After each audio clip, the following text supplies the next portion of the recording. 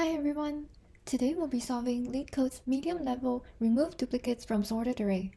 If you want to attempt the easy version first, check out my previous video here and linked below in the description.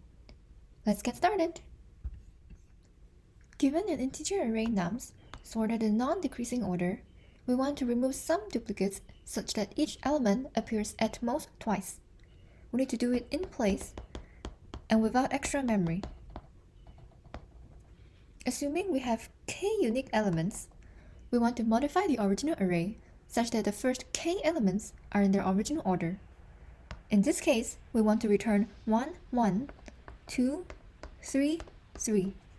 Finally, return k, which in this case is 5. First, we cover a genius index-2 approach for comparing the numbers and keeping track of how many elements there are that occur at most twice.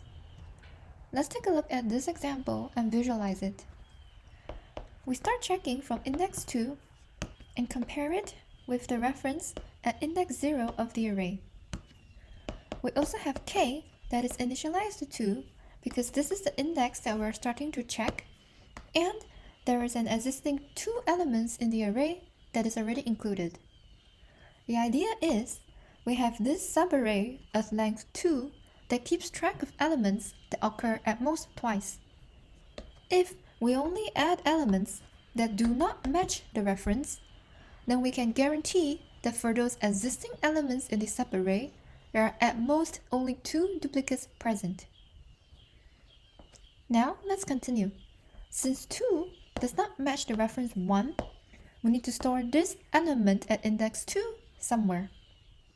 And we store it at k because k tracks the count for the number of elements that have at most 2 duplicates. Since there are 2 elements in this current subarray, it means if we were to store the current element which does not match the reference at index 2, which is actually the third element in the array, we will not be overriding any existing elements.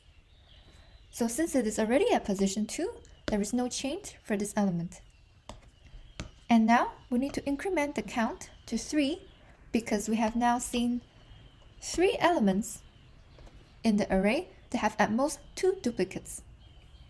Then we update the reference to index -2.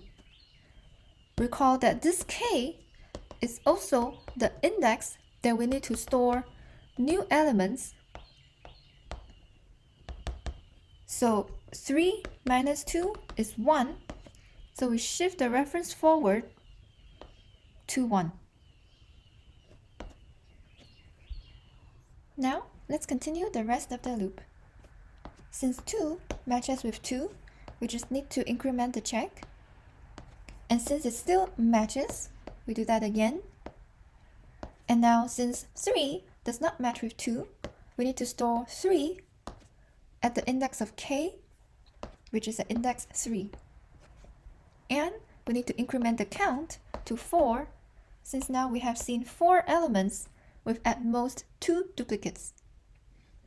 Lastly, we need to increment the reference to index -2, so 4 minus 2 is 2, so if we shift the reference to index 2. And lastly, we need to shift the check to the final index of the array, and since 3 does not match 2, we'll repeat the process. We store 3 at index 4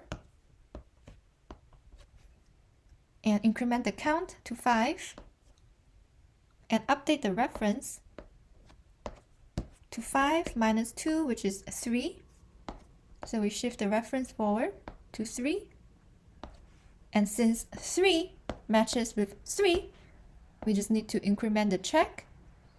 But there's no new elements of the array, so we have come to the end of the loop. With that, we have successfully stored the elements with 2 duplicates in the first 5 elements of the array. So k is equal to 5, and we return k. And this solution runs in O(n) time because we're only going through the array once. with O1 memory because we are not using any additional data structure to store the elements. There we go. Now, let's code out the solution. First, we initialize the count to 2, and this is also the index for storing new elements of the array. And we set the reference to the first element of the array. We start from index 2. As long as there are still elements to check, we want to continue the loop. If the current element does not match the reference, we want to set it at the count, which is also the index. Increment the number of unique elements that occur at most twice, and update the reference to index -2. Finally, just return this count. We can simplify it by adding one more condition. If the number of elements in the array is less than 2, we don't need to go through any of the loop, and just return the length of the array. Let's go.